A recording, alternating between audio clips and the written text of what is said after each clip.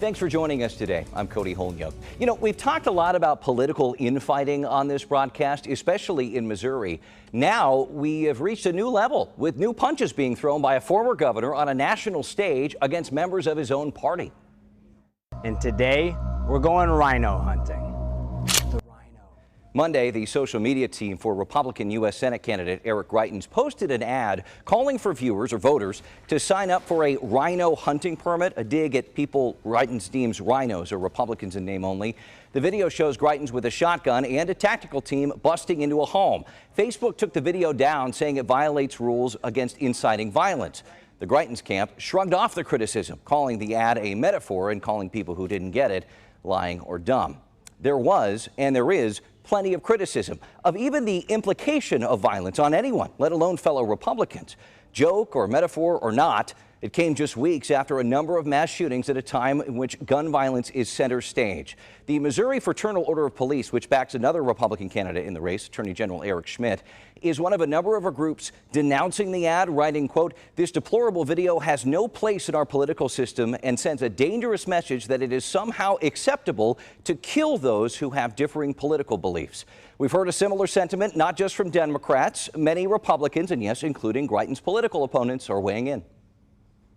He knew exactly what he was doing when that ad was created, and so don't make no mistake, he knew that that would draw attention to him, albeit he knew there would be some negative that come from that, but he's accomplishing exactly what he wanted to accomplish. I think the former governor would like to create war and division.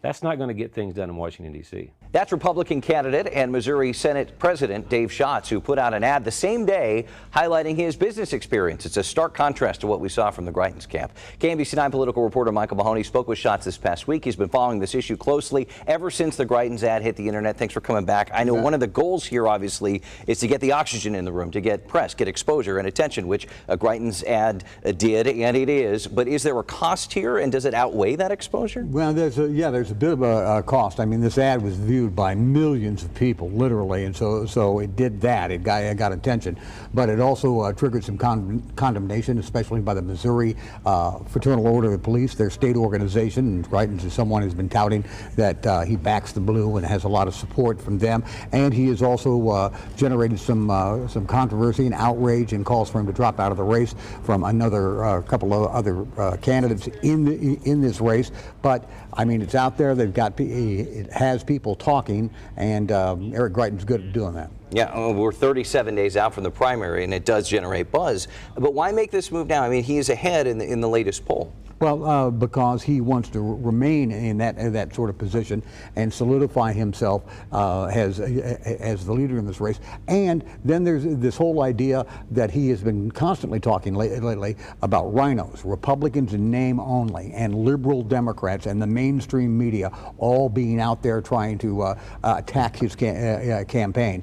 And it's some of the same language that you're hearing from former President Trump as well, and others that are running very conservative hard right campaigns, that they're out to basically purge the Republican Party of rhinos, Republicans in name only, people who don't feel, in their eyes anyway, that they're true blue conservative Republicans. Sure, and it brings up a good point. It bears repeating. I mean, the term rhino is like the term woke, right? It has turned into this kind of political buzzword to rile up the base. Also, as you said, a term widely used by former President Trump. Does this Greitens ad signal to voters and maybe even to former President Trump, hey, I'm in your corner?